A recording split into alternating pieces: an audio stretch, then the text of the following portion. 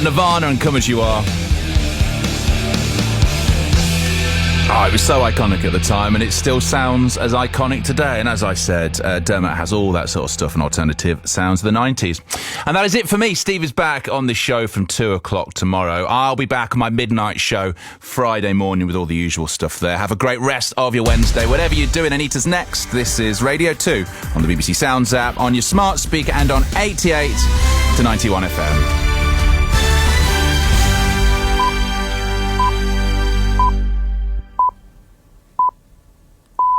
BBC News at 5 o'clock. This is Tom Harrigan. The jury in the trial of Ryan Giggs has been discharged after failing to reach verdicts. For the first time in her reign, the Queen will appoint a new Prime Minister at Balmoral rather than at Buckingham Palace. And the rare pink diamond expected to sell for millions. The jury in the trial of the former Manchester United footballer Ryan Giggs has been discharged after failing to reach a verdict on any of the 3 charges against him. He'd pleaded not guilty.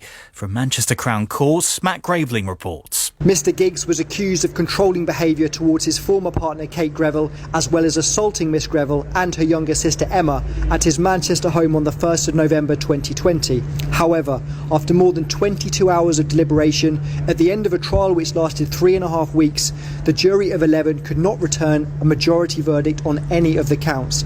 The judge thanked the jurors before discharging them. Prosecutors will now have to decide whether there should be a retrial, although if they choose to bring this case back to court, Judge Hilary Manley said the earliest it would be heard would be June of next year.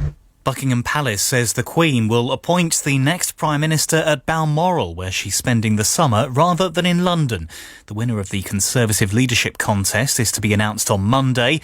Both Boris Johnson and his successor are expected to be flown to Balmoral to meet the Queen the following day. All other Prime Ministers during her reign were appointed at Buckingham Palace. Our royal correspondent Nicholas Witchell explains why the change has been made. It is health issues, though Buckingham Palace, of course, says as little as possible on that particular subject.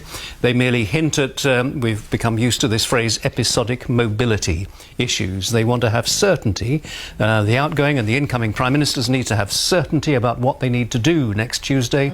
So it's been decided that this should all happen for the first time at Balmoral. The Communication Workers Union says tens of thousands of its members employed by Royal Mail and BT have been striking in a dispute about pay. The union claims more than 115,000 workers walked out at Royal Mail, and a further 2 days of action are scheduled for next week. Bosses say the union needs to agree to reforms.